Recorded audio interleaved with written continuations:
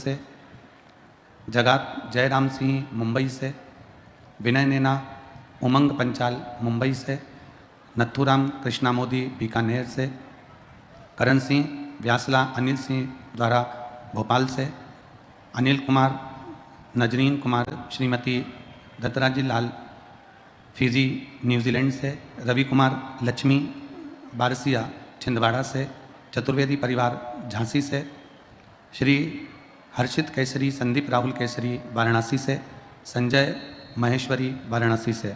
एक बार यजमान परिवार के लिए जोरदार ताली बजाकर स्वागत वंदन अभिनंदन, जिन्होंने इस पवित्र पावन कथा का लाभ आप और हमको बाबा विश्वनाथ जी की पवित्र भूमि पर आयोजित कर दिया है। और तेरी कृपा बिना ना हिले एक भी अणु, लेते हैं श्वास तेरी कृपा से तनु तनु।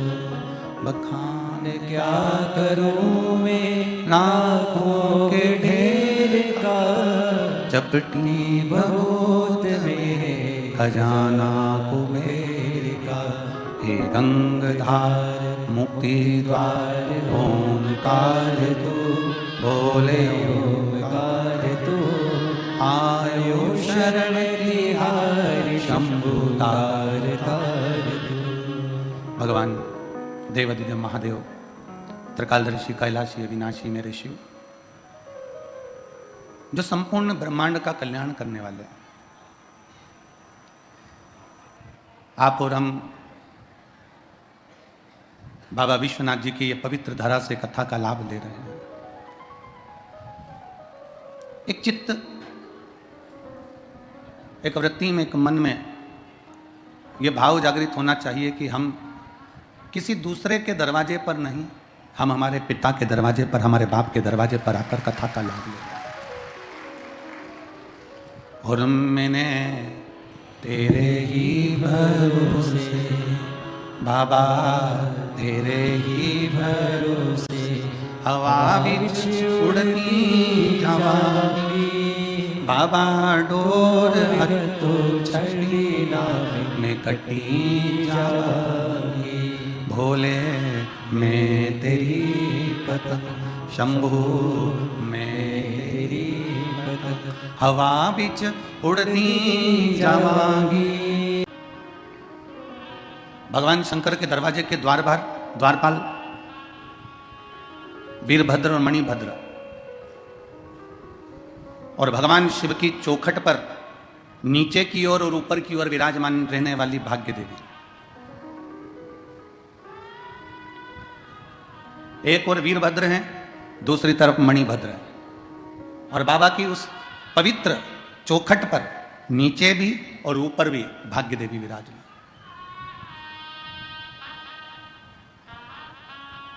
एक दृष्टांत सागर में एक बड़ा सुंदर चरित्र आता है। एक वेदव्य नारी थी जिसका नाम पारो था, दृष्टांत सागर में।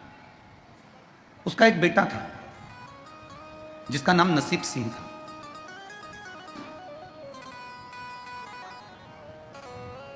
नाम भले नसीब सिंह था, पर नसीब श्रेष्ठ नहीं था, उसका नसीब श्रेष्ठ नहीं था। पिता चले गए, परिवार वालों ने साथ छोड़ दिया, कुटुंब पिता परिवार सब साथ छोड़ दिए। बेधव्य नारी पारो अपने बेटे नसीब के साथ में रहने लगी। भाग्य ठीक नहीं। शिव महापुराण की कथा कहती है, जिस समय पर पारो का पिता, पारो के पति खूब कमाते थे, धन वैभव संपदा सत्ता सब कुछ था, पर जैसे ही पारो का पति प्राण त्याग कर गया, उसका धन वैभव संपदा सब चले गया। कौन किसका मीत? संसार।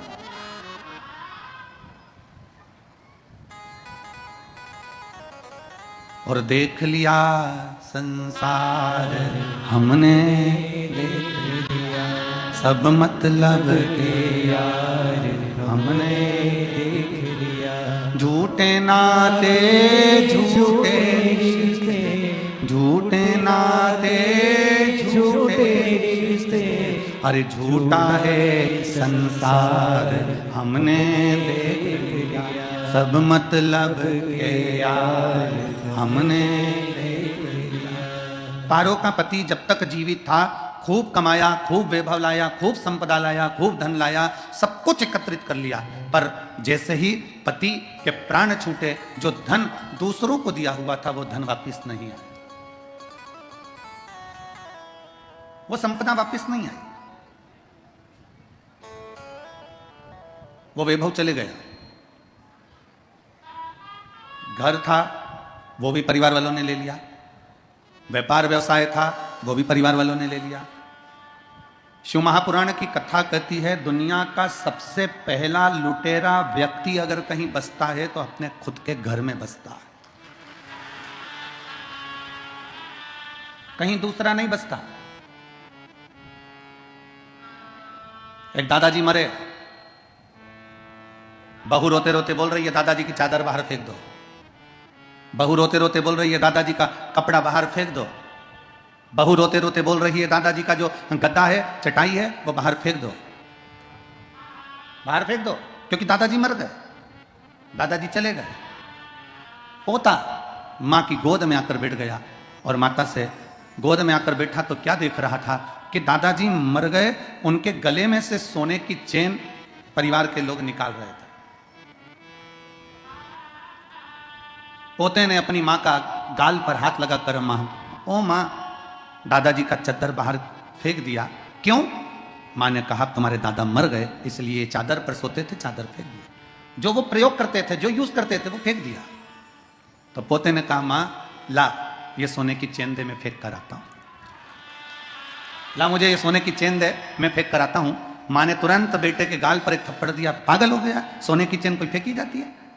मां तूने ही तो कहा कि दादा जो यूज में सामग्री लेते थे, जो प्रयोग में लेते थे, वो सामग्री फेंक दी जाए। चादर ओढ़े थे, चादर फेंक दी, दवाइयां फेंक दी, चश्मा फेंक दिया, डंडा फेंक दिया, जो सामान थे वो फेंक दिया, सारा सामान फेंक दिया गया। तो मां ला मैं ये सोने की चेन भी फेंक आता हूं। शिव महापुराण की कथा कहती है दुनिया का सबसे बड़ा लुटेरा हमारे घर में बसता है। रात को मरोगे, सुबह तक तन पर जितना जेवर आभूषण माणिक मोती है सब निकाल लिया जाएगा, केवल गले में एक तुलसी की माला और एक रुद्राक्ष की माला पड़ी रहेगी, बाकी का कुछ नहीं पड़ा रहेगा। केवल एक तुलसी की माला और एक रुद्राक्ष की माला पड़ी रहेगी, बाकी का कुछ नहीं पड़ा रहेगा, सब कुछ निकाल लिया जाएगा।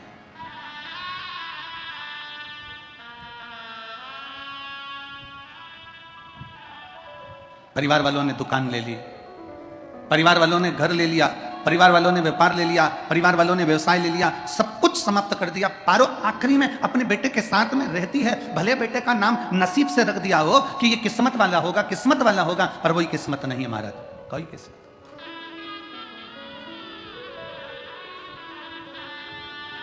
कितना अग्नि पुराण में एक बात मिलती है, सबसे लड़ना सरल है।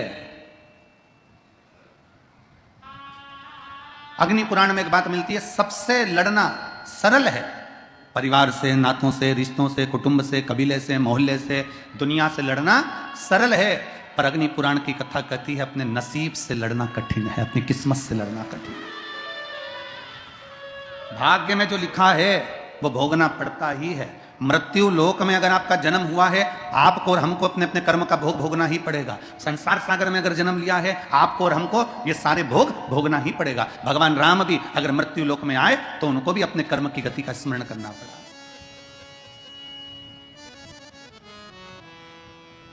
शास्त्र कहता है भगवान से नहीं डरना, मत डरो।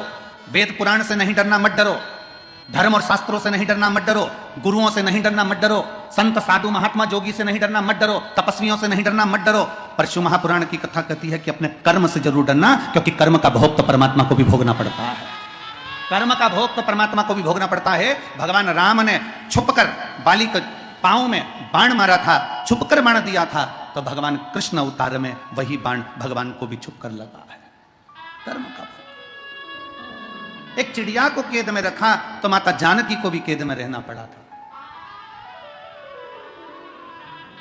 अपनी कर्मगति का भोग सबको भोगना है। स्वयं रामकृष्ण परमहंस जी, स्वयं रामकृष्ण परमहंस जी अपने कक्ष में बैठे हैं और स्वामी विवेकानंद जी कह रहे हैं, गुरुदेव आप पर मां जगदम्बा, दुर्गा भवानी, मां शारदा इतनी प्रसन्न है गुरुदेव, एक बार मां शारदा से कहो ना कि तुम्हारा शरीर का रोग समाप्त कर दे। गुरुदेव, मां जगतजननी शारदा भवानी तो आपसे बात करने आती है। स्वामी विवेकानंद जब बार बार रामकृष्ण परमहंस जी से कहते हैं कि आप मां से कहिए कि आपके शरीर का रोग समाप्त कर दे, रामकृष्ण परमहंस जी कहते हैं कि मैं बोलूंगा, मां से बोलूंगा। एक दिन रामकृष्ण परमहंस जी से स्वामी विवेकानंद ने कहा, आज आपको मां से कहना पड़ेगा कि मेरे शरीर का रोग समाप्त करो। रामकृष्ण परमहंस जी अपने कक्ष में चले गए, दरवाजा बंद कर लिया। नरेंद्र को लगा, स्वामी विवेकानंद जी को लगा कि अब मेरे गुरुजी मां से कहेंगे कि मेरे शरीर में जो रोग हो गया है, जो कैंसर जैसी बीमारी हो गई है, इसको समाप्त कर दो। मां आई, जगत जननी दुर्गा भवानी मां शारदा आ गई, और शारदा भवानी जैसे ही सामने आई और मां सामने आते से पूछती है रामकृष्ण से, हे रामकृष्ण क्या बात है, मुझे क्यों याद किया? मां, ये स्वामी विवेकानंद बार बार कहता है कि तुमसे बात करो, इसलिए मैंने तुम्हें पुकारा है। ये नरेंद्र रोज कहते हैं कि मैं तुमसे पूछूं, इसलिए पुकारा है मां मैंने। क्या चाहिए? मां शारदा कह रही है, बोल बोल रामकृष्ण क्या चाहिए? रामकृष्ण परमहंस जी कहते हैं, मां बस इतनी कृपा करना कि जब मेरे प्राण छूटे ना मां, तो तेरी गोद मिल जाए, इससे बढ़कर और कुछ भी नहीं चाहिए।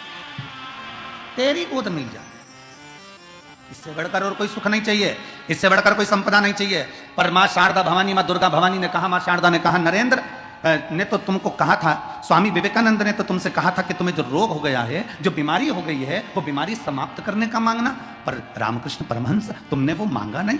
रामकृष्ण परमहंस जी कहते हैं, मां मैं जानता हूं, अगर आज मैंने तुमसे रोग समाप्ति मांग भी ली ना मां, और तुम मुझे ठीक भी कर देगी ना मां, पर अगला जन्म मुझे फिर लेना पड़ेगा और अपने कर्म का भोग फिर भोगना पड़ेगा, इसलिए एक बार भोग कर चले जाऊंगा। एक बार मैं अपने कर्म का भोग भोग लूं, एक बार मैं अपनी कर्मगति का भोग भोग लूं, एक बार मैं अपने कर्म का जो भोग है उसे भोग लूं। शिव महापुराण की कथा कहती है, अगर अपनी ड्यूटी का समय सुबह 8 बजे से लेकर शाम को 4 बजे तक है, सुबह 8 बजे से 4 बजे तक ड्यूटी पूरी करो। अगर आधी ड्यूटी करोगे तो तुम्हारे को फिर रात्रि में आकर ड्यूटी करना पड़ेगी, या दूसरे दिन ज्यादा ड्यूटी करना पड़ेगी, ज्यादा दिन ज्यादा खड़े रहना पड़ेगा, दूसरे दिन ज्यादा खड़े रहना पड़ेगा। अपनी ड्यूटी पूरी करो। उसी तरह शिव महापुराण की कथा कहती है, मृत्यु लोक में जन्म लेने के बाद, मानव शरीर मिलने के बाद हमारी कर्मगतियां हमको भोगना है, जितना भोग सकते हैं आज भोग लें, और भोगने के साथ में भगवान शंकर पर एक लोटा जल चढ़ाते चढ़ाते हमको मालूम ना पड़े कि हमारे कर्मगति का भोग हम कैसे भोग रहे हैं। शिव को समर्पित कर कर, शिव को देते हुए। कितना दुख है संसार में, कौन सुखी संसार में? धन का बिस्तर मिल जाए पर नींद को तरसे नहीं, धन का बिस्तर मिल जाए पर नींद को तरसे, और कांटों पर भी सोकर आए, कांटों पर भी सोकर आए, किसी के मन को अरे कोई कारण होगा, अरे कोई कारण होगा।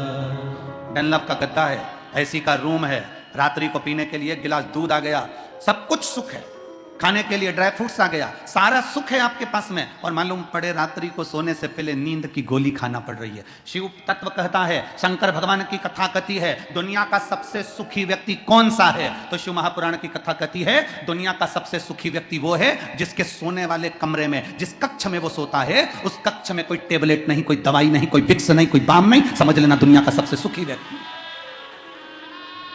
जिसके सोने के कमरे में, विश्राम के कमरे में भी अगर दवाइयां रखी हुई है, सोने के कमरे में अगर टेबलेट रखी हुई है, सोने के कमरे में दवाइयां खाकर रात्रि को सोना पड़ रहा है, दवाइयां लेकर अपने रात्रि का विश्राम करना पड़ रहा है, तो समझ लेना कि दुनिया का आप सुखी व्यक्ति नहीं हो।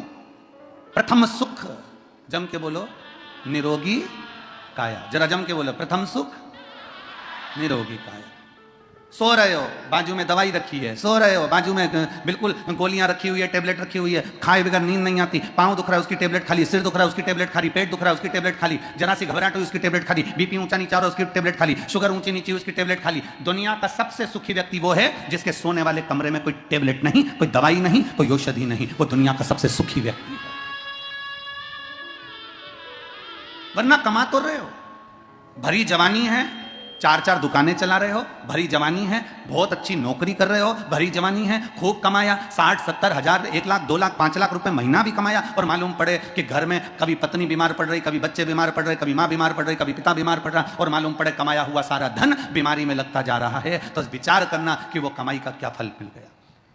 प्रथम सुख है निरोगी काया।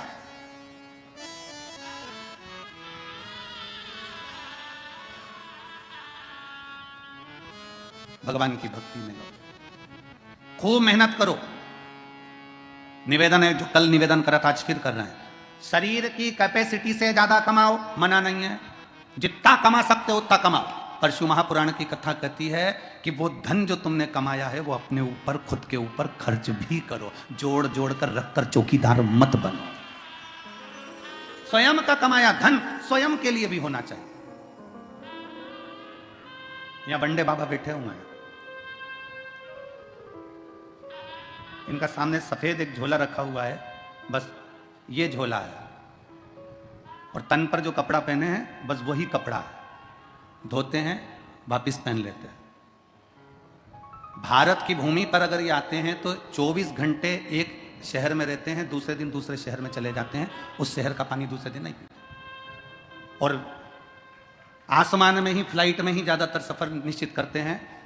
विदेश में अगर जाते हैं तो एक देश में एक दिन रहते हैं, दूसरे दिन उस देश में नहीं रहते, अगले देश में पहुंच जाते हैं। बाबा जी प्रणाम आपको। पकड़ सन पूरा सफर करना,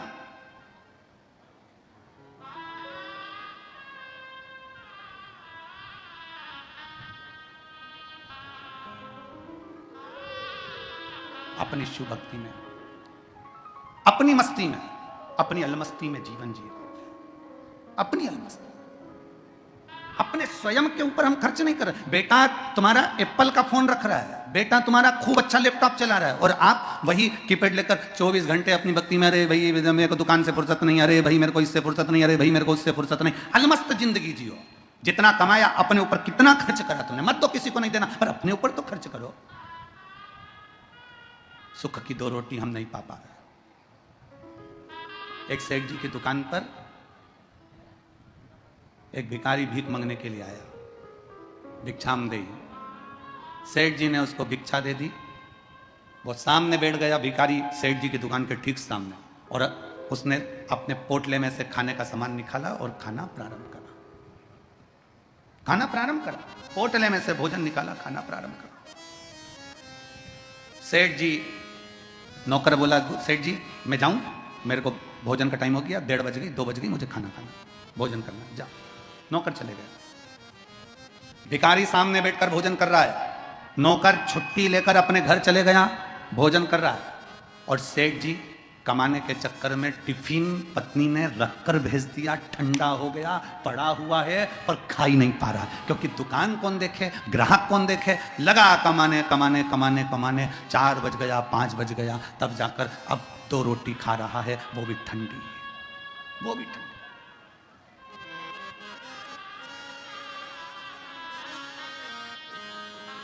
ठंडी रोटी 2 खा, कमाने वाला खुद दुखी है। धन का बिस्तर मिल जाए पर नींद को तरस रहे हैं, और कांटों पर कोई सो रहा है, बड़ी अलमस्ती से सो रहा है। बाबा जी आपको देखकर हमको यही खुशी हुई, सबसे बड़ी प्रसन्नता यही हुई।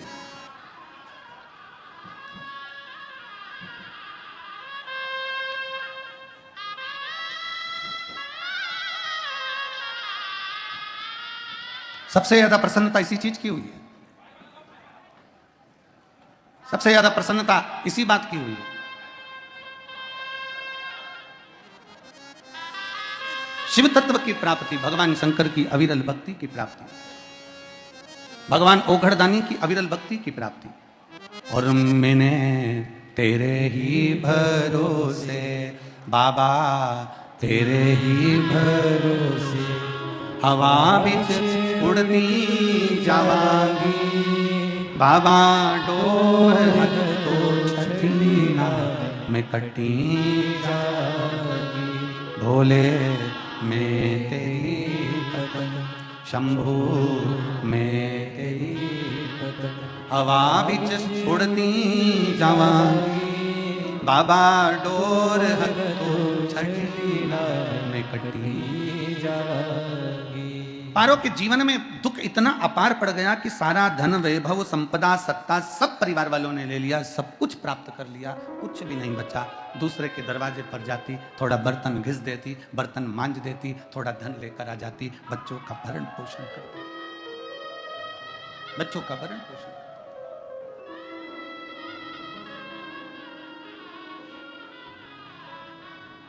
एक दिन बेटा रोता हुआ बोला, माँ, बेटे की आंख में आंसू भरे। कहा, माँ, अपने पास में कुछ भी नहीं, कुछ भी नहीं। भारत की एक नारी, एक स्त्री, भारत की एक माँ ऐसी होती है जो अपने बच्चे के पास में हमेशा बल देती रहती है कि कौन कहता है कि अपने पास कुछ भी नहीं, कौन कहता है कुछ नहीं है, क्यों चिंता करते हो, कौन कह रहा है कुछ नहीं है। मां ने अपने बेटे से कहा, तू कहता है कि कुछ भी नहीं है, कौन कहता है कुछ नहीं। माल, अपन बोलते हैं माला माल। माला माल बनने में जब आप लिखोगे तो माला माल लिखोगे तो इसमें पहला शब्द क्या आया, जम के बोलो, माला। फिर क्या आया, माल। इसमें माल पहले तो नहीं आया ना, पहले क्या आया है, माला फिर माल।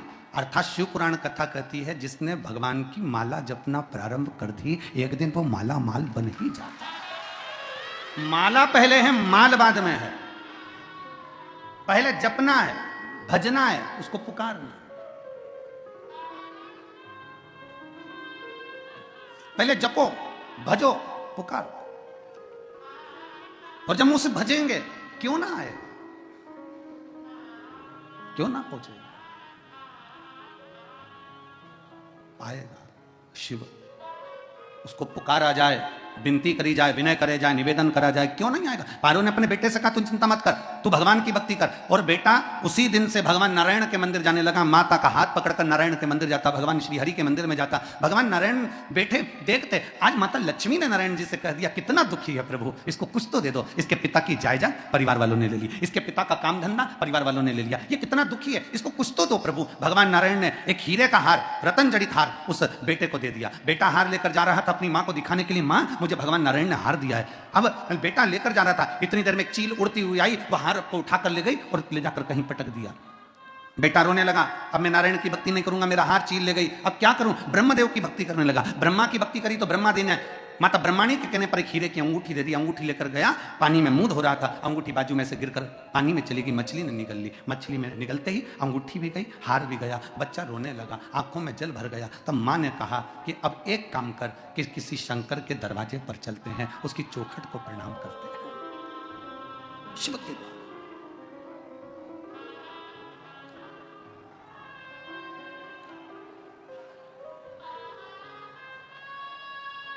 एलईडियाँ नहीं चल रही होंगी, अभी चलती हैं, 5-10 मिनट में चालू हो जाएगी। एलईडियाँ बंद है क्या, ठीक है, 10 मिनट में चालू हो जाएगी, आप लोग बैठिए।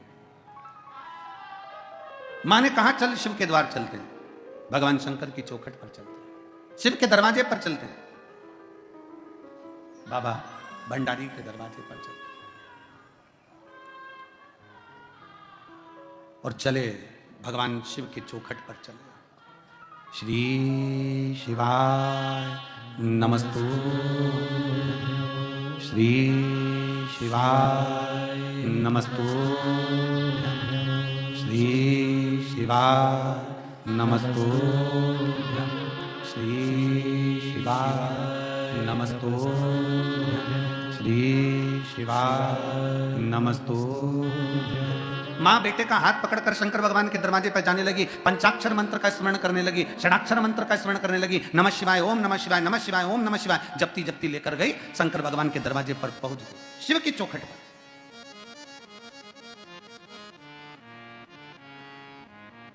माँ, भोले बाबा देते हैं। बहुत ध्यान से कथा सुनना, विश्वनाथ जी की धरा पर बैठकर कथा का लाभ ले रहे हो, लाखों की संख्या में आप लोग पहुंचे हो। बहुत सावधानी से कथा का स्मरण करिएगा। भगवान नारायण हीरे का हार दे दिए हैं, ब्रह्मा जी हीरे की मुद्रिका अंगूठी दे दिए हैं। तो बेटा कहता है, क्या भगवान ओघड़दानी हमको कुछ हार या अंगूठी देंगे? हमको हमारा भोलेनाथ, हमको हमारा विश्वनाथ क्या अंगूठी देगा, हार देगा, सोना देगा, चांदी देगा, अंबानियां देगा, रतन देगा, माणिक मोती देगा, सोना चांदी देगा, क्या देगा? क्या प्रदान करेगा?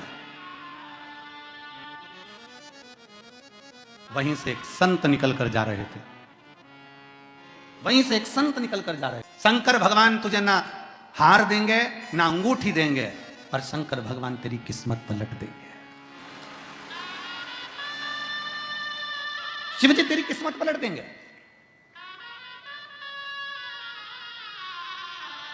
देवता भाग्य लिखते हैं और महादेव भाग्य पलट देते हैं। देवता भाग्य लिखते हैं, तुम्हारी किस्मत में लिख दिया कि तुम्हें यह तकलीफ है, तुम्हारी किस्मत में लिख दिया ये दुख है, तुम्हारी किस्मत में लिख दिया ये बीमारी है, तुम्हारी किस्मत में लिख दिया ये कष्ट है, तुम्हारी किस्मत में लिख दिया तुझे ऐसा करना है। ये तुम्हारा भाग्य लिखा, वो देवताओं ने लिख दिया, विधाता ने लिख दिया, पर विधाता का लिखा भी कोई पलट सकता है। मार्कंडेय भगवान को उम्र थोड़ी सी मिली थी, पर शिव की आराधना करने से उम्र बढ़ गई। लिखा तुम्हारी किस्मत में, जो लिखने वाले ने लिख दिया, पर उसको पलटने की सामर्थ्यता अगर किसी में है तो मेरे काशी विश्वनाथ के भीतर वो सामर्थ्यता है कि वो पलट सकता है। अकाल मृत्यु वो मरे जो काम करे चंडाल का, काल उसका क्या बिगाड़े जो भक्त हो महाकाल का। जो शिव की आराधना करता हो, जो शंकर की आराधना करता हो, जो शिव तत्व में डूबा हुआ हो, जो शंकर की भक्ति में डूबा हुआ हो, जो एक लोटा जल रोज देवाधिदेव महादेव को समर्पित कर रहा हो, जो भगवान शंकर की विरह भक्ति में हमेशा डूबा हुआ हो, भले शिवालय तक ना जाए परंतु उसके भीतर की मन की गति के अनुसार 21,600 श्वास जो उसके शरीर से रोज निकल रही है, उस 21,600 श्वास में वो परमात्मा का नाम अगर ले रहा है तो परमात्मा उसको मिल रहा है। संत ने कहा मेरा भोले बाबा हार नहीं देगा, मेरा भोले बाबा सोने की अंगूठी नहीं देगा, पर मेरा भोले बाबा तेरी किस्मत बदल देगा। क्या है ऐसा? कल भी कथा में कहा था कि मंदिर नहीं जा सकते तो उसकी चौखट का दर्शन कर लो। उसके दरवाजे के द्वारपाल वीरभद्र मणिभद्र और उसके चौखट पर बैठी है भाग्य देवी। शिव महापुराण की कथा कहती है जो शंकर भगवान के, आप कभी अगर मौका लगे तो प्रयास करा करो कि शंकर के शिवालय में जब आप प्रवेश करें, शंकर भगवान के शिवालय में जब आप जल चढ़ाने के लिए जाएं तो वहाँ जो मुख्य जो गर्भगृह की जो चौखट होती है, गर्भगृह की जो चौखट होती है, प्रयास करना चाहिए कि उस गर्भगृह की चौखट को प्रणाम करना चाहिए। और प्रयास ये भी करो कि गर्भगृह की जो चौखट होती है उस पर लात न रखते हुए आप उस चौखट को लांघने का प्रयास करा करो। चौखट को लांघो, गर्भगृह की चौखट को प्रणाम। अगर आपने दूर से भी शिखर का दर्शन करा है, आप दूर खड़े हो और आपको बाबा विश्वनाथ का दर्शन नहीं हो रहा है, आप दूर खड़े हो आपको महाकाल राजा का दर्शन नहीं हो रहा है, आप दूर खड़े हो आपको ओमकारेश्वर बाबा का दर्शन नहीं हो रहा है, आप दूर खड़े हो आपको भीमाशंकर बाबा का दर्शन नहीं हो रहा है, आप बहुत दूर खड़े हो और मान लो आपको केदारेश्वर बाबा का दर्शन अंदर नहीं हो रहा है, बहुत लंबी लाइन में खड़े हो तो बाबा की चौखट का अगर दर्शन कर लेते हो, उस पर ध्यान भी लगा लेते हो तो भाग्य पलट कर ही रहता है। भाग्य पलटता ही है। कोई जल्दी बनता है, कोई लेट बनता है, पर शंकर को जल चढ़ाने वाला एक दिन सेठ जरूर बनता है। भाग्य पलटता ही है।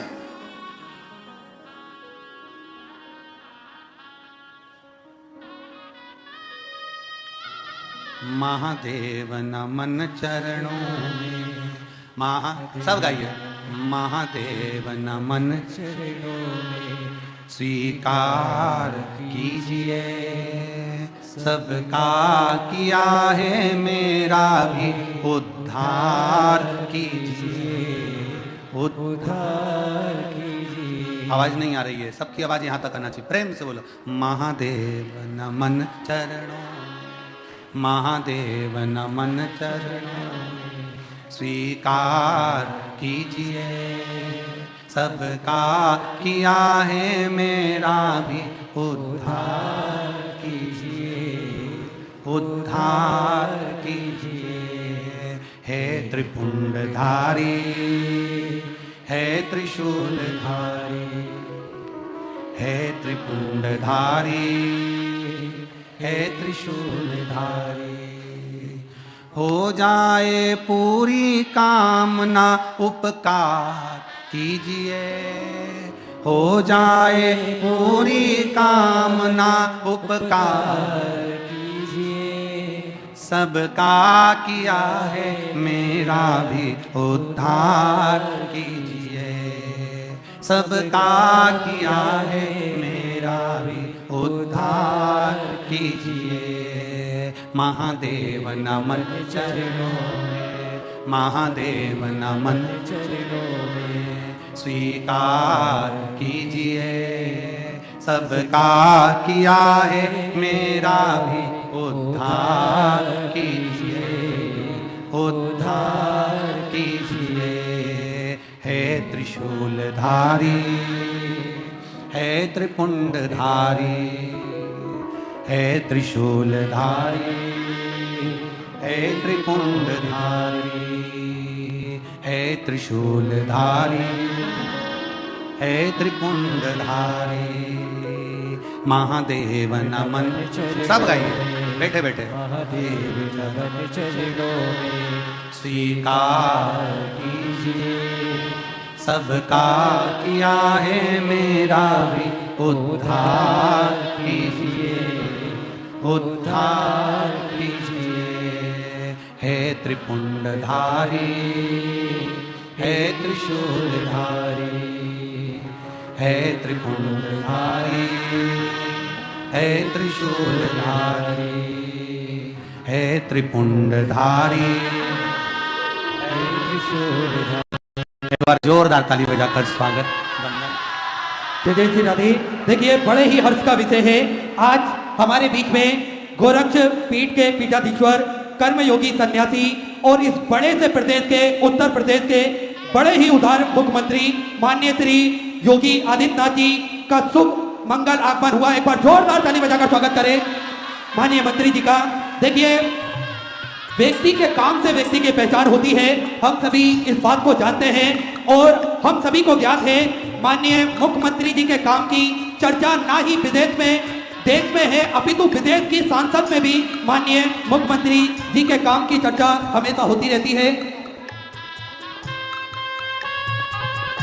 एक बार जोरदार ताली बजाकर स्वागत वंदन अभिनंदन। विराजिए, आप सब लोग बैठ जाएं, बैठ जाइए, सभी लोग बैठ जाएं। महादेव नमन चरणों में, महादेव नमन चरणों में, स्वीकार कीजिए, सबका किया है मेरा भी उद्धार कीजिए, उद्धार कीजिए। है त्रिपुंडधारी, है त्रिशूलधारी, है त्रिपुंडधारी, है त्रिशूलधारी। सभी अपने स्थान पर विराजिए, बैठ जाओ। जय जय श्री राम। बाबा देवादिदेव महादेव की पवित्र आनंदमय कथा का लाभ आप और हम सब ले रहे हैं। हमारे बीच में गोरक्ष पीठ के पीठाधीश्वर, देखिए सभी लोग बैठ जाओ, पहले 5 मिनट बैठो, सभी लोग बैठिए। श्री शिवाय, बैठ जाइए, सभी लोग बैठ जाओ। हमारे बीच में गोरक्ष पीठ के पीठाधीश्वर माननीय योगी जी पधारे हैं। एक बार जोरदार ताली बजाकर स्वागत वंदन अभिनंदन है। शिव कृपा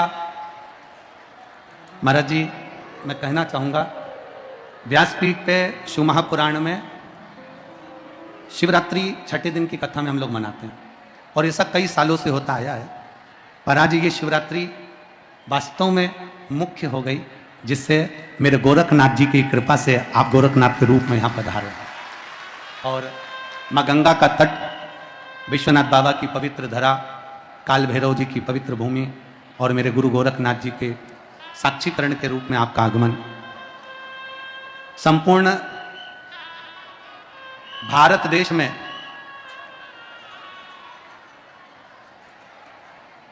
अगर सनातन धर्म की एक तरफा राजनीति करना यदि किसी ने सिखाया है तो महाराज जी आपने सिखाया। सच्चा सनातनी कैसा होता है, भारत भूमि का लाल कैसा होता है, भारत मां की संतान कैसी होती है, ये माननीय उत्तर प्रदेश शासन के मुख्यमंत्री श्री योगी जी ने सिखाया संपूर्ण देश। और बहुत बहुत साधुता के साथ में ये व्यासपीठ आपको बहुत बहुत बाबा के गोरक्षपीठ को नमन करती है और यही कामना करती है कि संपूर्ण भारत में ये हमारा सनातन धर्म ऐसे ही जागृत होता रहे। आपका एक नारा महाराष्ट्र का जिसने पूरे महाराष्ट्र को भगवामय कर दिया, कौन सा नारा है जरा सब बोल दो एक बार। बटोगे तो कटोगे। तो महाराज जी आपका वो नारा पूरे महाराष्ट्र को और महाराष्ट्र ही नहीं पूरे देश को एकजुटता में बांध दिया, उसके लिए साधुता। हर हर श्री शिवाय, श्री शिवाय। महादेव नमन चरणों में, महादेव नमन चरणों में, स्वीकार कीजिए सबका किया है मेरा भी उद्धार कीजिए, उद्धार कीजिए। है त्रिशूलधारी, है त्रिपुरधारी, है त्रिशूलधारी, है त्रिपुरधारी। तो कथा चल रही थी, पारो ने अपने पुत्र को समझाया कि देवता भाग्य लिख देते हैं, देवता भाग्य लिख देते हैं, पर भाग्य को पलटने की सामर्थ्यता तो केवल एक में है और वो देव अधिदेव महा। मेरा भोले बाबा तेरे को हार नहीं देगा। अपने बेटे से मां कह रही है पारो की, मेरा भोले बाबा तेरे को हार नहीं देगा, मेरा भोले बाबा तेरे को अंगूठी नहीं देगा, मेरा भोले बाबा तेरे को रतन माणिक नहीं देगा, पर मेरा भोले बाबा तेरे भाग्य को पलट देगा। भाग्य को पलटने की सामर्थ्यता अगर किसी में है तो वो शिव में। देवता देते हैं पल्ला झाड़ कर, पर महादेव देता है छप्पर फाड़ कर। भगवान भोले बाबा में वो सामर्थ्यता है कि मेरा शिव, मेरा ओघड़दानी, मेरा शंभू भाग्य को पलट देता है, भाग्य को पलट। मां पार्वती जी को लेकर ये काशी की पवित्र भूमि पर भगवान शंकर क्यों आए, कैलाश से क्यों पहुंचे?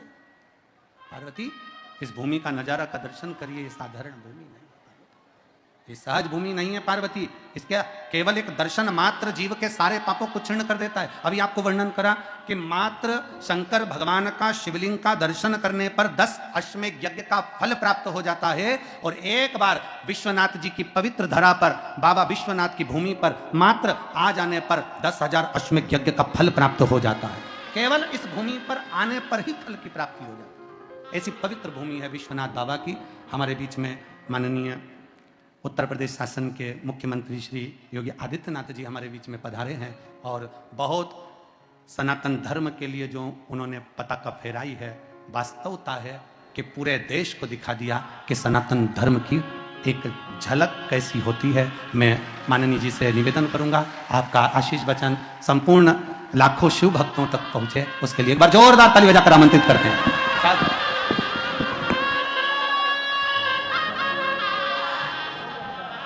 हर हर महादेव, नमः पार्वती पतिये हर हर।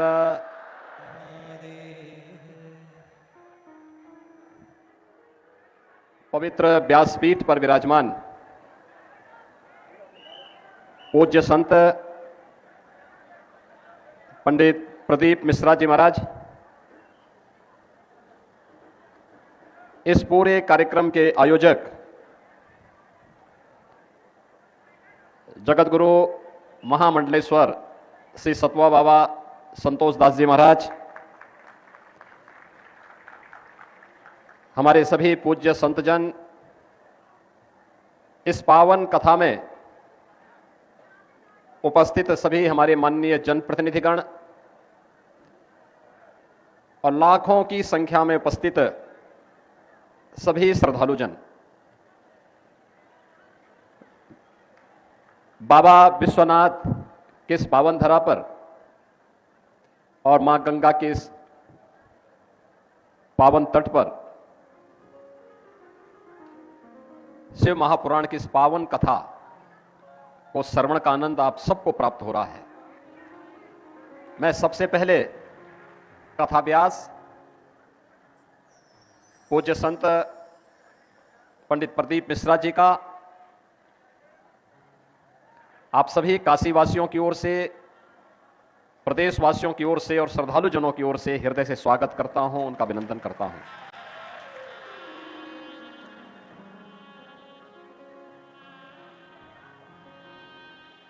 तेरह जनवरी से 26 फरवरी तक,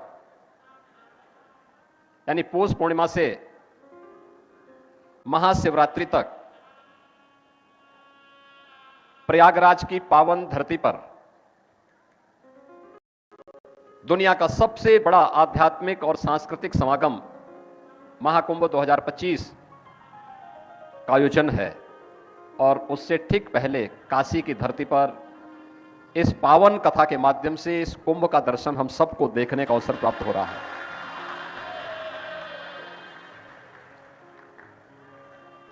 जिस अनुशासन के साथ और जिस श्रद्धा भाव के साथ आप सभी इस पावन कथा का श्रवण कर रहे हैं, तो मैं आप सबका भी सबसे पहले हृदय से अभिनंदन करता हूं। अभिनंदन दोनों प्रकार से, भगवान शिव का भक्त होने के नाते भी, सनातन धर्मावलंबी होने के नाते भी, और उत्तर प्रदेश का दायित्व भी मेरे पास है। तो उत्तर प्रदेश में पावन कथा का आयोजन हो रहा है, तो इस दृश्य से भी मैं अभिभूत हूं। इस सब दृश्य देख करके मुझे पहले से पता था। मुझे याद है गत माह पंडित प्रदीप मिश्र जी की एक कथा हापुड़ में होने वाली थी, तो अचानक वहां के प्रशासन ने कथा के आयोजन को निरस्त कर दिया। मुझे शाम को जानकारी मिली, मैंने कहा ये कथा के आयोजन को क्यों निरस्त किया गया? कहा साहब भीड़ ज्यादा हो सकती है। मैंने कहा उनकी कथा की तो चर्चा ही इस बात के लिए होती है कि वहां हजार में नहीं लाखों में गिनती होती है, लाखों में। लेकिन वे सभी श्रद्धालु होते हैं, भक्त होते हैं, परम भक्त होते हैं। और परम भक्त की सबसे बड़ी पहचान क्या है? वह अनुशासित होता है। जिसका आत्मानुशासन है उसका भौतिक द्रव्यों पर भी अनुशासन होता है, और वे सभी अनुशासित होते हैं। अभी कथा को अनुमति दिया जाए और भव्यता के साथ उस आयोजन को आगे बढ़ाने के लिए कार्यक्रम को आगे बढ़ाया जाए। और मुझे बहुत अच्छा लगा, जो भी वहां पे गया अभिभूत था। फर्रुखाबाद में कार्यक्रम हुआ, वहां पर भी यही दृश्य था। दृष्टि सबकी अपनी अपनी होती है। यह दृश्य हमारे लिए सनातन धर्म का एक लघु रूप है, लघु भारत का रूप है, और यह हमारी सामाजिक समता का भी प्रतीक है। कौन कहता है कि हम आपस में बंटे हैं? कहां जातिवाद है? कहां संप्रदाय का वाद है? कहां उपासना विधि का विवाद है? हम तो सब एक होकर के इस पावन कथा के माध्यम से अपने राष्ट्र धर्म के निर्वाह के लिए अपने आप को समर्पित करने के एक धर्म योद्धा के रूप में अपने आप को समर्पित कर रहे हैं। और ये कथा उसका एक उदाहरण हम सबके सामने प्रस्तुत कर रहा है। जब मैं कथा के इस विहंगम दृश्य को देख रहा हूं, एकदम सामने बाबा विश्वनाथ का धाम है, मां गंगा का सानिध्य है। कितना सतवा बाबा ने ऐसा स्थल चयन किया कि एक साथ बाबा के भी दर्शन हो और मां गंगा के और मां अन्नपूर्णा के भी दर्शन हो, बाबा भैरवनाथ जी के भी दर्शन हो जाए। यानी यहां से एक साथ, यानी कथा भक्त ही नहीं सुन रहे हैं, साक्षात देवादिदेव महादेव भगवान विश्वनाथ भी सुन रहे हैं कि 5000 वर्ष पहले हम जिस पवित्र पीठ को व्यासपीठ कहते हैं, भगवान वेदव्यास की वो पवित्र परंपरा, भगवान वेदव्यास ने चारों वेदों का संग्रह करके आने वाली पीढ़ी को दिया।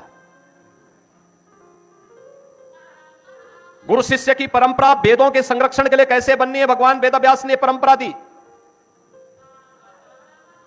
महाभारत जैसा 1 लाख श्लोकों का महाप्रबंधन काव्य उस पूरी टीम का नेतृत्व दिया।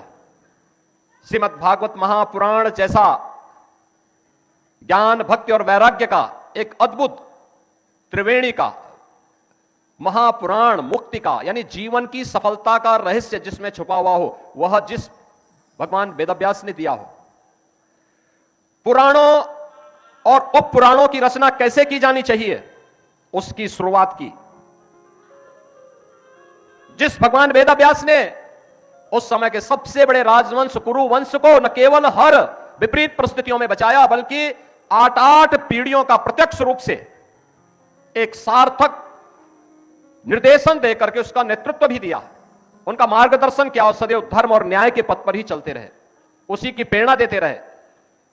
अंततः भगवान वेदव्यास को भी बोलना पड़ा था। उस समय की स्थिति कितनी तनावपूर्ण रही होगी, किस प्रकार की त्रासदीपूर्ण रही होगी, जब भगवान वेदव्यास को बोलना पड़ा था कि मैं दोनों हाथ उठा करके लोगों से चिल्ला चिल्ला के बोल रहा हूं कि धर्म का मार्ग का अनुसरण करो, क्योंकि धर्म से ही अर्थ और कामनाओं की सिद्धि हो सकती है। लेकिन मेरी कोई सुनता नहीं। लेकिन आपकी इस पावन कथा ने, महाराज आपकी इस पावन कथा ने यह साबित किया है कि नहीं, देश धर्म की बात को सुन रहा है और भगवान वेदव्यास का सम्मान कर रहा है। व्यासपीठ अगर सुनाने को तैयार है तो श्रद्धालु सुनने को भी तैयार है, भक्त सुनने को भी तैयार है। और आज इस अवसर पर आप सभी को सचमुच हमें इन पावन कथाओं के माध्यम से राष्ट्रीय एकता को संबल मिलता है, राष्ट्र धर्म को मजबूती मिलती है। हम सबका ध्येय अपने इष्ट के प्रति, अपने देवी देवताओं के प्रति, अपने समाज के प्रति तो होना ही चाहिए, लेकिन अंततः यह मान के चलना चाहिए कि हम सबका अंतिम लक्ष्य होना चाहिए कि हमारे राष्ट्र की एकता और अखंडता को कोई चुनौती न देने पाए, उसको कोई खंडित न करने पाए, क्योंकि उसी में देश भी बचा हुआ है, उसी में धर्म भी बचा हुआ है, उसी में समाज भी बचा हुआ है, उसी में हम सब भी बचे हुए हैं, उसी में हमारी कथाओं की पावन परंपरा भी बची हुई है। और उस पावन कथा के श्रवण का आनंद आप सबने लिया, आप ले रहे हैं, और वह भी काशी में। मैं इसके लिए सतवा बाबा को भी और उनकी पूरी टीम को भी हृदय से उनका भी अभिनंदन करता हूं। और मैं इस अवसर पर इस पूरी कथा के प्रति अपनी शुभकामनाएं देता हूं और एक बार फिर से कथा व्यास पूज्य संत पंडित प्रदीप मिश्रा जी को हृदय से बधाई देता हूं एक सफल आयोजन के लिए, सफल कार्यक्रम के लिए। इस सफल बृहद विहंगम दृश्य को मां गंगा के तट पर इतना बृहद आयोजन इतने अनुशासित तरीके से यहां पर हो रहा है, इसके लिए मैं आपका हृदय से अभिनंदन करता हूं। और आपकी यह यात्रा सनातन धर्म के लिए, भारत के लिए इसी बृहद रूप में आगे बढ़ती रहे, इसके लिए हमारी शुभकामना है। उत्तर प्रदेश की पूरी शुभकामना आपके साथ में है। इस पूरे अभियान के प्रति मैं अपनी शुभकामनाएं देते हुए अपनी वाणी को यहीं पे विराम देता हूं। जय जय श्री राम, हर हर महादेव। अरे लुटा दिया भंडार काशी वाले ने, कर दिया काशी वाले ने, लुटा दिया भंडार काशी वाले ने, कर दिया माला काशी वाले ने। शेरू भाग गया। इससे भी बड़ी खबर सुनाऊं? रैपिडो पे लोएस्ट प्राइस कैब गारंटी, वरना डबल पैसे आपके गारंटी। डबल गारंटी, गारंटी पे गारंटी, लोएस्ट प्राइस गारंटी। अरे लुटा दिया भंडार काशी वाले ने, कर दिया माला माल काशी वाले ने, हो लुटा दिया भंडार काशी वाले ने, कर दिया माला माल काशी वाले। पीछे वाले भी दोनों हाथों से ताली से बजाते हुए।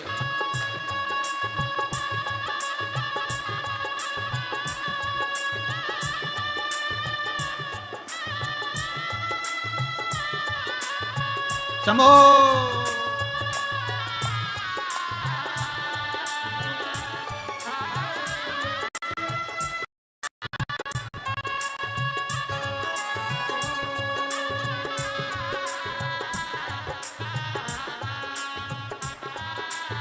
आवाज बढ़ा उनकी, म्यूजिशियनों की और गाने वालों की।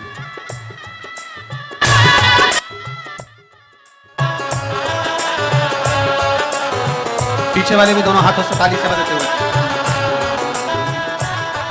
जो जैसी भावना लाया वो वैसा ही फल पाया, जो जैसी भावना लाया वो वैसा ही फल पाया। नहीं खाली उसे लौटाया वो मन के मन हर्षाया, नहीं खाली उसे लौटाया वो मन के मन हर्षाया। कर दिया उसे निहाल काशी वाले ने, कर दिया माला माल काशी वाले ने, लुटा दिया भंडार काशी वाले ने, कर दिया माला माल काशी वाले ने, लुटा दिया हाँ लुटा दिया, लुटा दिया हाँ लुटा दिया, लुटा दिया भंडार काशी वाले ने, कर दिया माला माल काशी वाले ने, लुटा दिया भंडार काशी वाले ने, कर दिया माला माल काशी वाले।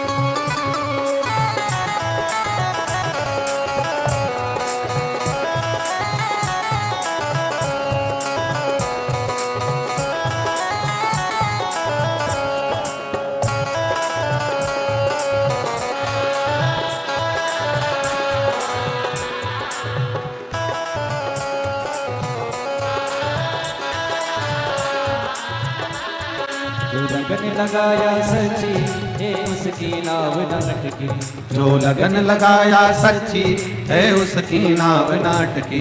बेड़े को पार लगाया नहीं देर करे पल भर की, बेड़े को पार लगाया नहीं देर करे पल भर की, मिटा दिया जंजाल काशी वाले ने, कर दिया माला माल काशी वाले ने, मिटा दिया जंजाल काशी वाले ने, कर दिया माला माल काशी वाले ने, लुटा दिया लुटा दिया लुटा दिया लुटा दिया लुटा दिया लुटा दिया लुटा दिया हाँ लुटा दिया, ओ लुटा दिया भंडार काशी वाले ने, कर दिया माला माल काशी वाले ने, ओ लुटा दिया भंडार काशी वाले ने, कर दिया माला माल काशी वाले ने।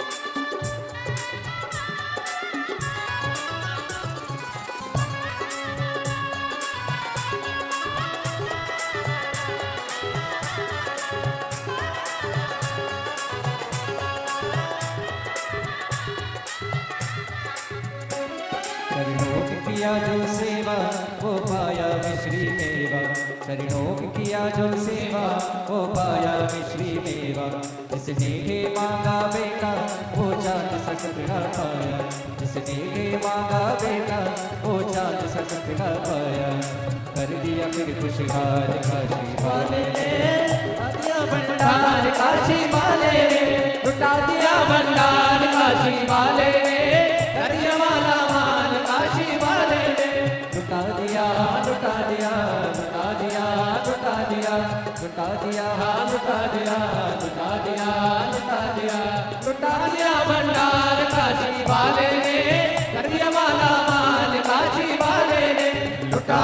भंडार काशी वाले करिया माला माल काशी वाले रे।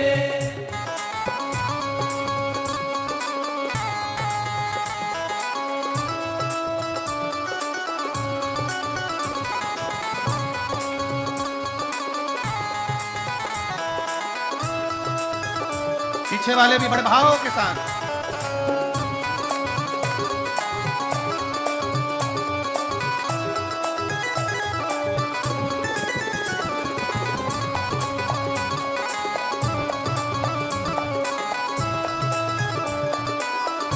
शंभो।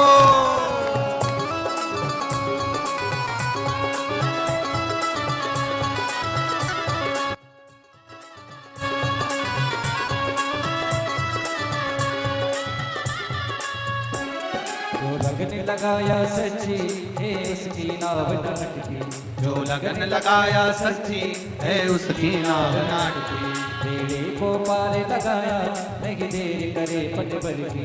बेड़े को पार लगाया नहीं देर करे पल भर की। मिटा दिया जंजाल काशी वाले ने दिया माला माल काशी वाले ने। मिटा दिया जंजाल काशी वाले ने दिया माला माल काशी वाले ने। कर दिया माला माल काशी वाले ने। कर दिया माला माल काशी वाले ने। कर दिया माला माल काशी वाले ने। कर दिया माला माल काशी वाले ने। ओ लुटा दिया भंडार काशी वाले ने कर दिया माला माल काशी वाले ने। ओ लुटा दिया भंडार काशी वाले ने कर दिया माला माल काशी वाले ने। ओ लुटा दिया भंडार काशी वाले ने कर दिया माला माल काशी वाले ने। ओ लुटा दिया भंडार काशी वाले ने कर दिया माला माल काशी वाले ने। ओ लुटा दिया भंडार काशी वाले ने कर दिया माला माल काशी वाले ने। लुटा दिया भंडार काशी वाले ने कर दिया माला माल काशी वाले ने। हार हार महा। अपने स्थान पर बैठकर भगवान भोलेनाथ जी से मन की बात बड़े भाव के साथ दिल से प्रार्थना करेंगे। दिल से मांगेंगे, हृदय से प्रार्थना करेंगे, दिल से विनय करेंगे, निवेदन करेंगे, भाव से बाबा को कहेंगे। जहाँ जगह मिले वहाँ बैठ। प्रेशर खोला, साउंड प्रेशर नहीं है। महाराज जी भी कहते रहे प्रेशर खोलो, ऊंचा करो, फिर भी ना करते पाए। भगवान देवाधिदेव महादेव से अपने मन की बात बड़े भाव के साथ आप और हम सब मिलकर दिल से प्रार्थना करें। आज कथा का 6ठा दिवस है। कल कथा विराम दिवस की ओर पहुंचेगी। सुबह 8 बजे से 11 बजे तक कल की कथा हो जाएगी और कल की कथा 8 बजे से 11 बजे तक होके फिर विराम की ओर चली जाएगी। तो दिल से, हृदय से, भाव से आज कथा का 6ठा दिवस है।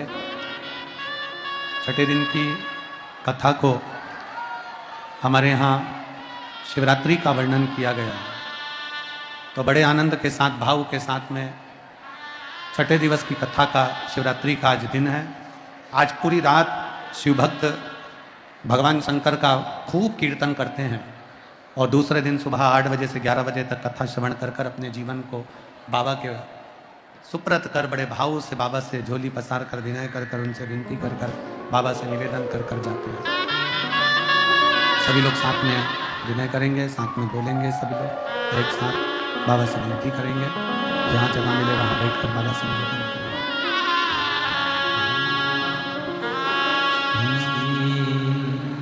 शिवाय नमस्तु श्री शिवाय नमस्तु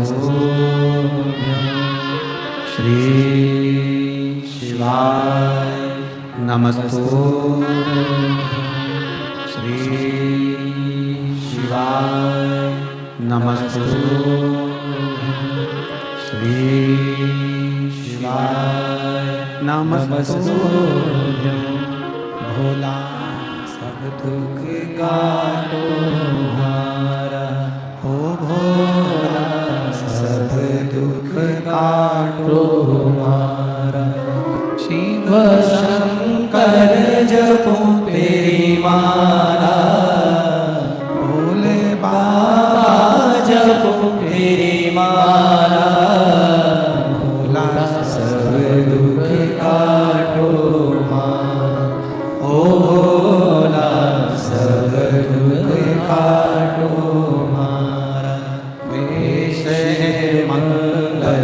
मंगलकारी वेश मंगल मंगलकारी शमशान वासी हमारा शमशान वासी हमारा हो भोला सब दुख काटो मारा हो भोला सब दुख काटो मारा। भगवान देव महादेव शिव ओगरदानी त्रिकालदर्शी कैलाशी विनाशी शंकर की कथा कर रही है। शिव तत्व कह रहा है, शिव महापुराण की कथा वर्णन कर रही है। शिव तत्व कह रहा है, भगवान शंकर की पवित्र कथा कह रही है। पार्वती ने अपने बेटे को समझाया, अपने पुत्र से कहा कि तुम चिंता ना करो, शिव पर भरोसा करो। जब भगवान देवादिदेव महादेव पर भरोसा किया जाएगा, विश्वास किया जाएगा, तो वो पूर्ण होता ही है। भगवान शंकर पर करो गहरा भरोसा, कभी टूटता नहीं। चिंता छोड़कर चिंतन की ओर बढ़ो।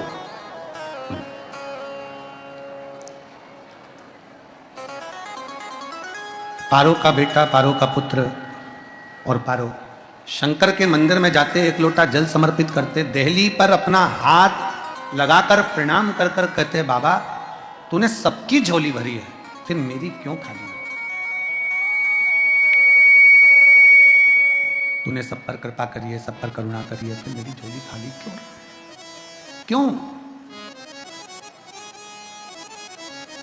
और कृपा की ना होती जो आदर तुम्हारी, तो इनको बढ़ाएंगे तो सोनी ही रहती अदालत तुम्हारी, गरीबों के दिल में जगह तुम न पाते, तो किस दिल में होती इबादत तुम्हारी।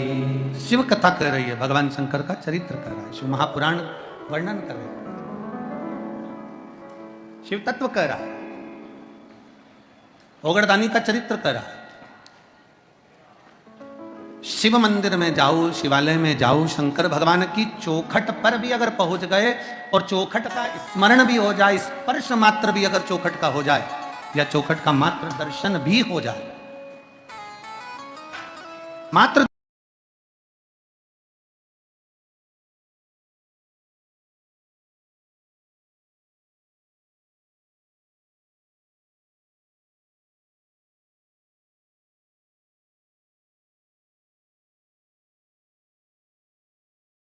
विनय करिए।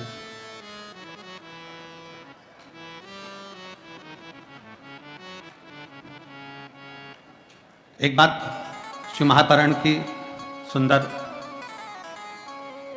कुमार खंड की एक बात शिव महापुराण के अपने भीतर उतारिएगा जरा, कुमार खंड की, कि भगवान शंकर नंदीश्वर से कहते हैं, हे नंदी। भगवान शिव नंदी से कहते हैं, नंदी सुनो,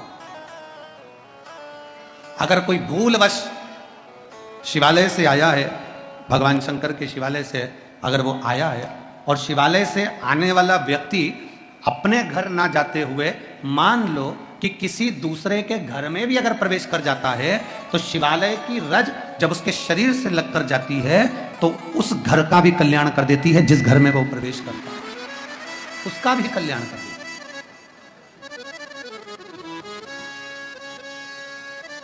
भगवान शंकर के चौखट की रज स्वयं भाग्य देवी जहां पर विराजमान है, स्वयं भाग्य माता जहां पर विराजमान है, वो साधारण है, वो सदा है। जहां स्वयं भाग्य देवी बैठी हो, जहां स्वयं भाग्य माता बैठी। कृपा हो गई मेरे शिव शंकर की, ओगरदानी की, त्रिकालदर्शी, कैलाशी, अविनाशी, मेरे शंकर की कृपा। क्या कृपा हुई? आज बेटा चौखट पर अपना मस्तक रख दिया।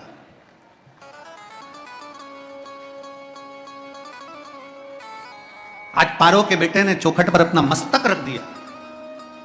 अपना शीश चौखट पर रख दिया और चौखट पर अपना मस्तक रखा और बाबा से विनय किया, बाबा। फिर वही स्मरण, महादेव नमन चरणों में स्वीकार कीजिए, सबका किया है मेरा भी उद्धार कीजिए, उद्धार कीजिए। हे त्रिशूलधारी, हे त्रिपुंडधारी, हे त्रिशूलधारी, हे त्रिपुंडधारी। भगवान शंकर से निवेदन करा, बाबा कुछ कृपा ऐसी कर दो, बहुत दुखी हूं। चौखट पर सिर रखा, निवेदन करा और ऐसी कृपा मेरे महादेव ने करी। बाबा हार नहीं देते, बाबा अंगूठी बिट्ठी नहीं देते, भगवान सोना चांदी हीरा पन्ना नहीं देता, मेरा बाबा किस्मत पलट देता है और उस बालक की किस्मत पलट गई। क्या किस्मत पलटी?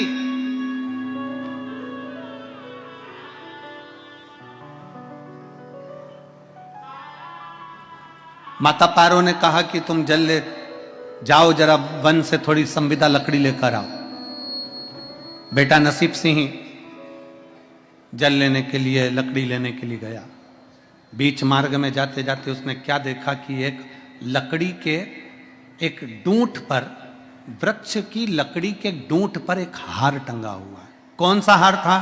जो मेरे भगवान विष्णु ने दिया था।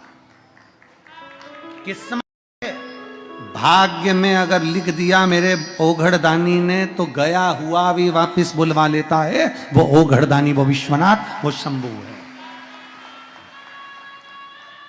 गया हुआ वापस ले आया। डूंठ पर टंगा हुआ हीरे का हार मिल गया, उतार लिया और आगे बढ़ा।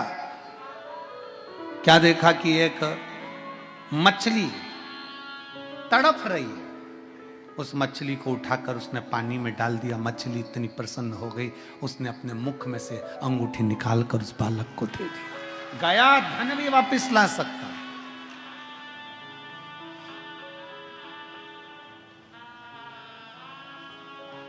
पहले हमने कथा में कहा है, आप लोगों ने सुना कि नहीं सुना हमको नहीं मालूम। स्मरण किया होगा कि शिव महापुराण में पहले वर्णन करा है कि शंकर जी पे चढ़ा हुआ जल लाकर अपने दरवाजे की चौखट पर छीटो। सुना था कि नहीं सुना था? जम के बोलो जरा। सबने सुना था ना कि अपने दरवाजे की चौखट पर छीटो, अपने दरवाजे के अंतर्गत छीटो। उसका कारण क्या था? उसका केवल एक कारण है कि भगवान शंकर पर चढ़ा हुआ जल अगर थोड़ी सी भी रज लगकर आ गई, भगवान शिव का चढ़ा हुआ जल अगर हमारी चौखट पर, दुकान पर आकर अगर छिटक दिया तो कुबेर का भंडार मेरा महादेव भर ही देता है। और तो और कितना सुंदर संवाद किया महाराज जी। प्रयास करिएगा जीवन में एक बार, बन सके, अगर बन सके जीवन में एक बार प्रयास करिएगा। अगर गुरुवार का प्रदोष पड़ जाए, कौन से वार का? गुरुवार का प्रदोष पड़ जाए, बृहस्पतिवार का यदि प्रदोष पड़ जाए तो प्रदोष के दिन, प्रदोष काल में, प्रदोष के दिन, प्रदोष काल में किसी शिवालय में जाएं, शंकर के मंदिर में जाएं, एक ही दिए के अंदर एक फूल बाती, कैसी बाती है? फूल बाती, और उसी दिए के अंदर एक लंबी बाती, दो बाती। कौन सी बाती हैं? जम के बोलो जरा। एक फूल बाती, एक लंबी बाती, दो बाती। एक ही दिए के अंदर फूल बाती, लंबी बाती दोनों रख लें। थोड़ा सा घृत की बातियां, तेल की बाती नहीं, घी की बाती रखें और दोनों बातियां उसमें रखकर 3 बेलपत्र भगवान शंकर के मंदिर में लेकर जाएं। दिए को भी प्रज्वलित नहीं करना है। पहली बेलपत्र नंदीश्वर की, जो ऊपर का भाग होता है जिसको हम शिव तत्व भाग कहते हैं, नंदी के पीठ पर एक भाग होता है जिसको शिव तत्व भाग कहा जाता है, वो नंदी की पीठ पर जो भाग है वहां पर एक बेलपत्र समर्पित करें। दूसरा बेलपत्र आप जो माता पार्वती जी का, जैसे ये शिवलिंग है और ये गोल भाग है, ये माता पार्वती जी का हस्तकमल है, तो माता पार्वती जी का जो हस्तकमल है, इस हस्तकमल पर कहीं पर भी एक बेलपत्र आप समर्पित कर दें। और तीसरे नंबर की जो बेलपत्र है, तीसरे नंबर की जो बेलपत्र है वो भगवान शंकर पर समर्पित कर दें। जो दिया आप लेकर गए हो मंदिर में, उसी दिए को नंदी और महादेव इन दोनों को दर्शन कराते हुए अगर मंदिर के अंदर लगाने दें दिया तो ठीक है, ना लगाने दें तो दीप को बीच में बस स्पर्श कराकर भले बाहर जाकर लगा दो, पर प्रयास करो वो दीप वैसे तो बीच में नंदी और शिव के मध्य में वो दिया स्पर्श होना चाहिए। जैसे ये नंदी है और ये शिव है तो इसके मध्य में दीप स्पर्श कर ले, भले उसको जलाने ना दे पर स्पर्श मात्र कर कर अगर आपने एकांत में कहीं पर भी ले जाकर लगा दिया, उस दीप को जला दिया, तो गया हुआ कितना भी करोड़ रुपया हो वो धीरे धीरे कर कर गया हुआ धन हमारा वापस आता ही है।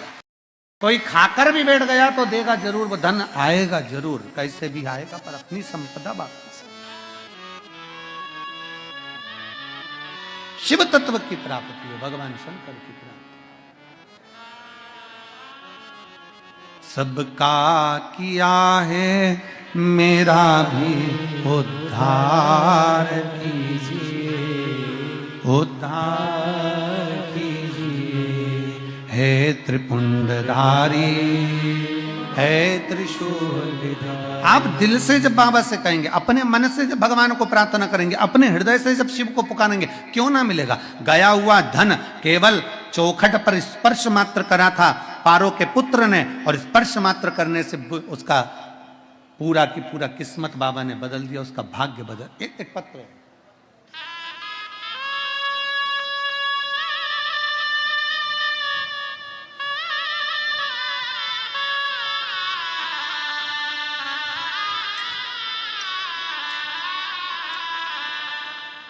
गुरुजी मेरा नाम अरुण कुमार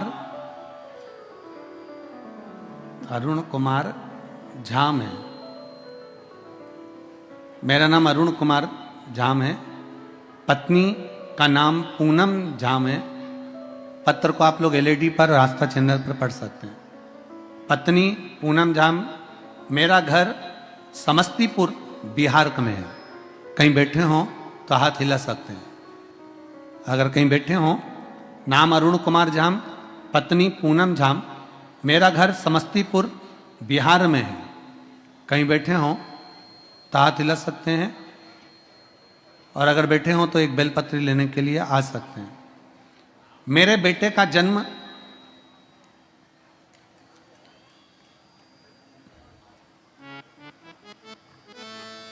क्या लिखा है, मेरे बेटे का जन्म होने के उसके 6 महीने बाद से ही उसकी तबीयत खराब हो गई। जब बेटे की तबीयत खराब हुई तो डॉक्टरों के पास लेकर गए और उसे दिखाया तो पता चला कि उसको थैलेसीमिया नाम की एक बीमारी हो गई। थैलेसीमिया बीमारी के अंतर्गत हर महीने उसको ब्लड चढ़ना है। प्रत्येक महीने उसको ब्लड चढ़ाना पड़ेगा। हर महीने उसको ब्लड चढ़ाना है, ब्लड देना है। अब हम उसे पटना के PMCN हॉस्पिटल में दिखाए तो वहां भी उसे यही बताया गया कि उसको थैलेसीमिया बीमारी हो गई है। थैलेसीमिया बीमारी हो गई है। फिर उसे हम 20 से 25 दिन में ब्लड चढ़ाने के लिए लेकर जाने लगे। ऐसा ही चलता चलता कई साल निकल गए। उसको ब्लड चढ़ता रहा, उसको ब्लड चढ़ता रहा। हर 20-25 दिन होते और उसको ब्लड चढ़ाने के लिए लेकर जाते। ऐसा करते करते कई समय निकल गया गुरुदेव। तब किसी ने कहा कि टीवी पर शिव महापुराण की कथा आती है आस्था चैनल पर, वो सियोर वाला महाराज बाजता है, उस कथा को सुनो। हमने अपने बच्चे को और हम लोगों ने टीवी पर कथा सुनी और हमने सुना कि पंडाल में बैठकर कथा श्रवण करने वाले की बाबा झोली भरता है। ये विचार कर कर हम खंगड़िया की कथा में पहुंच गए। खंगड़िया की कथा में पंडाल में बैठकर हमने कथा सुनना प्रारंभ करा और बाबा से केवल एक ही विनती करते, बाबा इसको जो बीमारी है थैलेसीमिया की, उसमें हर 15-20 दिन में इसको ब्लड चढ़ता है शरीर में, वो बंद कर दीजिए। बाबा कथा सुनकर हम खगड़िया से वापिस आए और खगड़िया से कथा सुनकर जब वापिस आए, बाबा की ऐसी कृपा हुई, आज तक मेरे बच्चे को ब्लड चढ़ नहीं रहा। अब मेरा बच्चा पूर्ण तरह से स्वस्थ है। मैं बाबा को प्रणाम करने के लिए आई हूं। ये शिव तत्व है, ये शंभु है, ये उघड़ी है।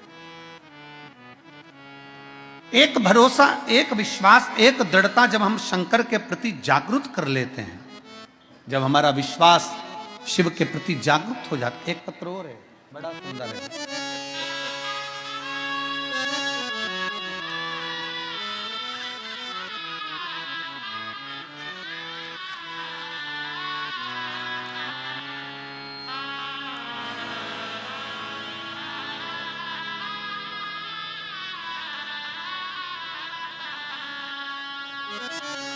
मेरा नाम समर शर्मा है, मेरे पिताजी का नाम अजय कुमार शर्मा है। हम शिवपुर के रहने वाले हैं। गुरुदेव कहीं बैठी हों तो हाथ हिला सकते हैं, और अगर बैठी हों तो एक बेलपत्र लेने आ सकते हैं। गुरुदेव, हम इतने दुखी थे कि पापा की नौकरी नहीं थी, खाने के लाले थे, और मेरे भोले बाबा को मैं प्रार्थना कर कर गई, शिव जी को एक लोटा जल चढ़ाना, समर्पित करना, बेलपत्र लाना, और मेरे पापा को भी मैं जल दे देती और पापा से कहती चिंता मत करो, भोले बाबा नौकरी जरूर देगा। आज मैं बाबा को प्रणाम करने आई हूँ। पशुपति नाथ का 5वां व्रत पूर्ण हुआ और आज मेरे पापा की नौकरी लग गई। मैं बाबा को यहाँ धन्यवाद देने के लिए आई हूँ।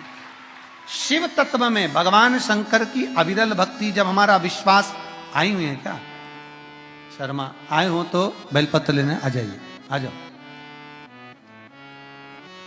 शिव तत्व की प्राप्ति, भगवान देवादिदेव महादेव के चरणों की विनती हमारे जीवन में एक सुख प्रदान करती है, एक बल प्रदान करती है, हमें आनंद की अनुभूति करा देती है, हमें सुख की अनुभूति करा देती है। मेरे ओघड़दानी, मेरे भोले बाबा में वो बल है कि वो भाग्य को पलट देता है, किस्मत को बदल देता है। भाग्य को पलट देना, बदल देना, किस्मत को पलट देना, ये मेरा शिव कर सकता है, ये मेरा शंकर कर सकता और कोई नहीं कर सकता, केवल शिव। हार मिल गया, अंगूठी मिल गई, आया वापिस, माँ के गले लगकर कहता है माँ ये हार है, ये अंगूठी है। माँ कहती ये तो चील लेकर चली गई थी, ये अंगूठी तो मछली ने ले ली थी। ये अंगूठी तो मछली ले ली थी और ये हार चील लेकर चली गई थी, तुम्हें कैसे मिल गए? माँ, मैंने भोले बाबा की चौखट पर प्रणाम किया, नमन किया, दंडवत किया, साष्टांग किया, और मेरे भोले बाबा ने मुझ पर कृपा कर दी। फिर निवेदन, कोई लेट बनता है, कोई जल्दी बनता है, पर शिव को जल चढ़ाने वाला एक दिन सेठ जरूर बनता है। बोल बम का नारा है, बाबा एक सहारा है, सारी समस्या का हल एक लोटा बनता जरूर है। थोड़ा समय लग सकता है, पर मेरा शंभू, मेरा त्रिकालदर्शी, मेरा कैलाशी, मेरा विनाशी देता जरूर। क्या ना दिया?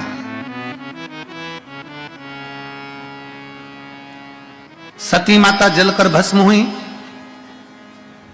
बाबा ओगड़दानी शंभू ने माता सती की दशा को देख लिया, अपने कंधे पर रखकर तांडव किया। भगवान नारायण ने सुदर्शन उठाकर टुकड़े टुकड़े कर दिए, शक्तिपीठ का निर्माण हो।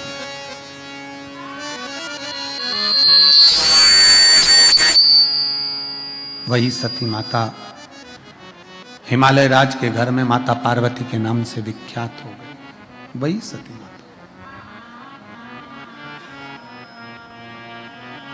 देवर्षि नारद ने बता दिया कि इनको अगर पति मिलेगा तो भस्मी रमाने वाला, जटाजूट बांधने वाला, मृगछाला पहनने वाला, भस्म रमाने वाला, ऐसा पति इनको मिलेगा। अब विचार करा कि मैं ऐसा पति अगर मिल रहा है तो मैं अपनी बेटी का विवाह नहीं करूंगी। ये माता विचार कर ली, माता मैनावती ने विचार कर लिया कि मैं अपनी बेटी का विवाह नहीं करने वाली, मैं अपनी बेटी नहीं ब्याहूंगी, मैं अपनी बेटी की शादी नहीं करूंगी। भले कुंवारी रह जाए पर मैं बेटी का विवाह नहीं करूंगी। शिव महापुराण की कथा कहती है, ऊंचा महल देखकर ढेर सारे पेट्रोल पंप देखकर, खूब धन दौलत देखकर, खूब संपदा देखकर, खूब वैभव देखकर बेटी का विवाह मत करिए, बल्कि बेटी का विवाह यह देखकर करो कि जिस लड़के के साथ हम बेटी ब्याह रहे हैं वो हमारी बेटी का सम्मान करेगा कि नहीं करेगा, आदर करेगा कि नहीं करेगा, सत्कार करेगा कि नहीं करेगा। हम जिसके साथ में बेटी ब्याह रही है वो हमारी बेटी को आदर देगा, सम्मान देगा, सत्कार देगा कि नहीं देगा। तुमने पेट्रोल पंप तो देख लिया, गाड़ी बंगला तो देख लिया, दौलत देख ली, संपदा देख ली, मालूम पड़े बेटी दुखी रहे तो क्या मतलब का। घर भले बड़ा ना हो, शिव महापुराण की कथा कहती है, घर भले बड़ा ना हो, शिव महापुराण की कथा कहती है घर भले बड़ा ना हो, पर बेटी जिस घर में दी जाए उसका दिल बड़ा होना चाहिए। बेटी जिस घर में दी जाए उसका दिल बड़ा होना चाहिए, उसका मन बड़ा होना चाहिए, उसकी चित्तवृत्ति बड़ी होना चाहिए, उसका हृदय बड़ा होना चाहिए, जिससे वो हमारी बेटी का आदर कर सके, हमारी बेटी का सम्मान कर सके। अब किसी किसी के घर में वैभव तो बहुत होता है पर मन नहीं होता है। वो कहते हैं एक बार भगवान कृष्ण और अर्जुन दोनों भ्रमण के लिए निकले।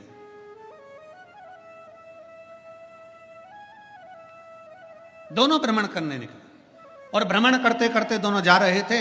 जाते जाते उन्होंने क्या देखा कि एक हलवाई की दुकान पर भारी भीड़ हो रही है, बहुत भीड़ है हलवाई की दुकान पर। भगवान कृष्ण और अर्जुन ने देखा कि हलवाई की दुकान पर भीड़ है और भारी भीड़ है। जब देख लिया कि हलवाई की दुकान पे बहुत सारी भीड़ बढ़ी हुई है और वहीं पर दुकान के पास में बासी भोजन पड़ा हुआ है महाराज जी, दुकान के पास में बासी भोजन पड़ा हुआ और एक कुत्ता, एक श्वान उस बासी भोजन को खा रहा है। हलवाई ग्राहकों पर ध्यान ना देकर उसने एक पत्थर उठाया और कुत्ते को मारा, उस श्वान को मारा, उस कुत्ते को मारा। फिर वापिस कुत्ता वापिस आया और वो पास में पड़ा हुआ बासी भोजन फिर खाने लगा, वापिस खाने लगा। जब कुत्ता वापिस भोजन करने लगा, वो पड़ा हुआ बासी नाश्ता जो पड़ा था, भोजन पड़ा था, वो खाने लगा तो उस हलवाई ने फिर पत्थर उठाया, फिर मारा। कुत्ता फिर पे कर कर भागा, फिर आया। बार बार अर्जुन देख रहे हैं।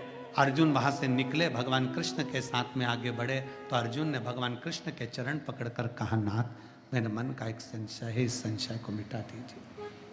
मेरे मन में जो संशय अड़ा हुआ है, मेरे मन में जो संशय है, आप इसको मिटा दीजिए। क्या संशय है तुम्हारे मन में? महाराज मेरे मन में बस केवल यही संशय है कि ये कुत्ते को बार बार पत्थर मारा जा रहा है, इस कुत्ते को बार बार पत्थर मारा जा रहा है और ये कुत्ता बार बार आ रहा है और ये हलवाई पड़ा हुआ है, किनारे पर पड़ा हुआ है, बासी भोजन पड़ा हुआ है, इसको खाने क्यों नहीं दे रहा? भगवान कृष्ण ने कहा, अर्जुन ये जो कुत्ता है ना, ये हलवाई की जो दुकान है ना, जो हलवाई बैठा है ना, इसके ही घर का बाप है, इसी के घर का बाप है। भगवान कृष्ण कह रहे हैं जो हलवाई बैठा है इसका बाप है ये कुत्ता। पूर्व समय में ये पिता था, इसके घर में अतिथि आते, मेहमान आते, चाकर आते, सब आते, परिवार वाले मिलने भी आते, पर ये कभी अपनी दुकान पे से एक अंश मात्र भी उनको कुछ खिलाता नहीं था, अंश मात्र भी। और शिव पुराण क्या कहती है? अतिथि देवो भव। शिव महापुराण वर्णन करती है अतिथि देवो भव। ये कुछ नहीं खिलाता, कुछ भी नहीं। हमारे सतुआ बाबा जी से हम एक चीज सीखे हैं और ये बहुत अच्छी बात हमने सीखी, और साथ में हमारे सभी आशीष समीर वगैरह सब बोलते हैं, गुरुजी हम तो 7 दिन के लिए आए, समीर वगैरह तो पहले व्यवस्थाओं में भी आ गए थे। तो उन्होंने कहा कि सतुआ बाबा जी के आश्रम में जाओ तो वहाँ प्रणाम करते से ही दोने में एक लड्डू या कोई सामग्री जो भी होती है, प्रसाद, खिचड़ी आदि जो भी होगा, उस समय पर पराठा हो, भजिया हो, सब्जी हो, जो मिले खिचड़ी वगैरह वो दोने में दी जाती। हमने कहा देखिए यही सीखना है।